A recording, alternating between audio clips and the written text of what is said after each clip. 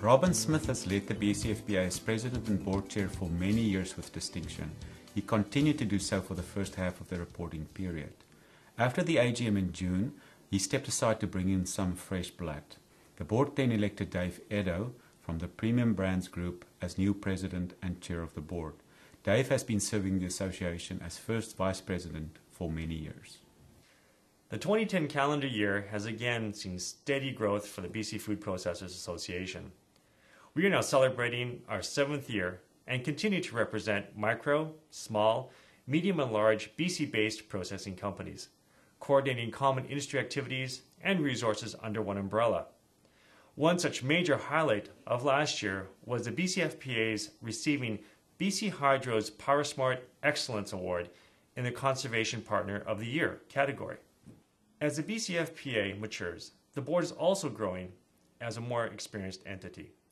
The addition of 5 new business leaders to the board and a focus on executing the association's objectives with a more strategic approach has allowed the CEO to focus on the operational aspects with this team.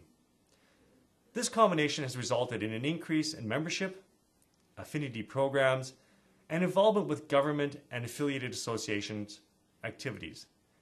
These activities requiring considerable resources and timing to be manageable within our current processes. To say that it was a very full year for the BCFPA team would be an understatement. There is a ton to do in limited time, so have been tested time and time again. Strategy building was the first priority for the board.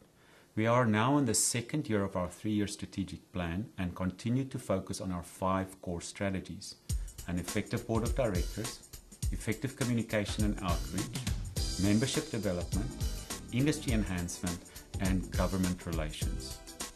Our executive and board of directors, led by Dave, are very active and engaged and meet regularly to give clear direction to the BCFPA. The board met early in the year to refocus and reprioritize the strategies of the association. A director survey was also undertaken to best match their strengths and skills to association needs. A board package was developed that describes the duties of each board member and assist in the smooth running of the board. Several board subcommittees did work of the highest caliber. This included subcommittees for membership development, to develop a BCFPA training strategy, and others. The Advocacy Committee, chaired by founding President Guy Hahn, came of age this year and was successful in advocating for several member issues, both at a provincial level and at a federal level. It handles issues that are brought to its attention by the membership committees or are referred to it by the board of directors. It is becoming a very important cog in the BCFPA wheel. The core staff and contractors complement was relatively stable this year. Kathleen Gibson, manager of the meat file, Donna Brendan, membership manager, and Adam Ford, office manager, were joined by Christine Bricknell for the Meat Transition Assistance Program as manager, and Alyssa Elliott, the Meat Industry Enhancement Strategy Administrative Assistant. Then there was also our field staff and contractors that report to Kathleen. Additionally, we employed a number of contractors on other projects. The BCFPA, with the support of the provincial government, administers 2 programs related to BC's meat inspection regulation. The Meat Transition Assistance Program, or MTAP, provides financial assistance to slaughterhouse facilities seeking an A or B provincial license. MTAP opened in 2006 and closed to new applications in November 2010. It has allocated about $7.5 million to more than 60 applicants. MTAP will be wound up in the next 2 years. Stan Rogers of our board chairs our MTAP steering committee. Christine Bricknell, a chartered management accountant, joined us as MTAP coordinator in 2010. Christine reports to Kathleen Gibson, who manages MTAP and the Meat Industry Enhancement Strategy, or MEAS. Let's hear from Kathleen. The BCFPA's role with the MTAP and MEAS programs is what we call implementation partner. We work closely with Food Protection Services personnel in the Ministry of Health and with staff in other agencies. Our goal is a policy environment for slaughterhouse operators that, as much as possible, will be supportive to their activity. The The BCFPA promotes BC slaughterhouses, or abattoirs as they're called, as essential infrastructure to deliver fine local meats to your plate. In April 2010, BC's meat inspection regulation was amended to introduce 2 new classes of provincial license. This new graduated licensing approach is differentiated by volume of livestock handled and by location of meat slaughter and sale.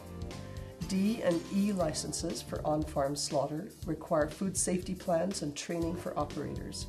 They are overseen by environmental health officers in the regional health authorities. A and B licenses are for abattoir facilities and are overseen by CFIA inspectors managed by the BC Centre for Disease Control. If you wondered where the C went, the C license was temporary and it's being phased out. Abattoir operators benefit from the help of ME's team members in the field. Abra Bryn, Maria Castro, Murray Coates and Shirley Hamblin provide advice all around BC. Art Hamadi assists with public health matters, especially water systems. Aaron Coates, Gavin Hamblin and others provide drafting services.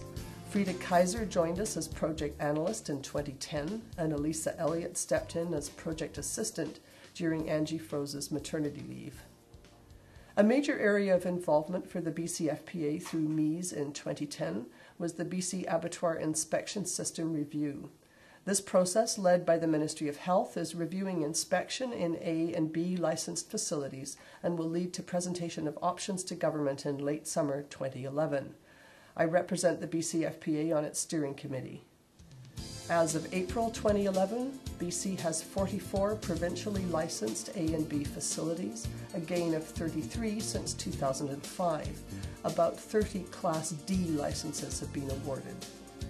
ME's goal is to ensure access to provincially licensed slaughter capacity for producers of all species of livestock and all sizes of operation. We are still working with about 30 proponents who are seeking A or B licenses. We continue to pursue abattoir operators' concerns in related policy areas, including farmland use, waste, water, and insurance, to name a few. The ME's program in its current form is scheduled to close in March 2012, and plans are underway for BCFPA initiatives to succeed it. In 2010, the BCFPA reconvened a meat industry committee for BCFPA members involved in the livestock and meat sector. Its first chair was Peter Springman, who helped get it started.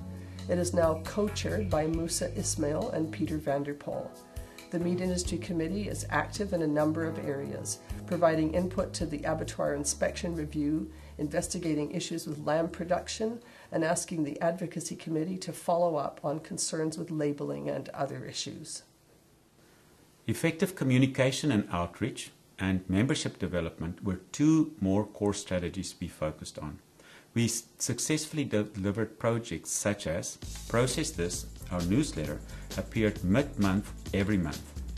The BCFPA website, www.bcfpa.ca, carries the latest news and trends, houses oodles of resources, and is regularly and heavily accessed by industry. The listing website that can be viewed at www.foodprocessorslist.ca, and our job board and business development portal, we call it Marketplace, that can be accessed at www.foodprocessorsmarketplace.ca. FoodPro West, our annual professional development day and AGM, was very successful with a capacity crowd of 239 people. It brings our industry together for a day of networking, professional development, to honor industry leaders and much more. We plan to grow it into a multi-day event.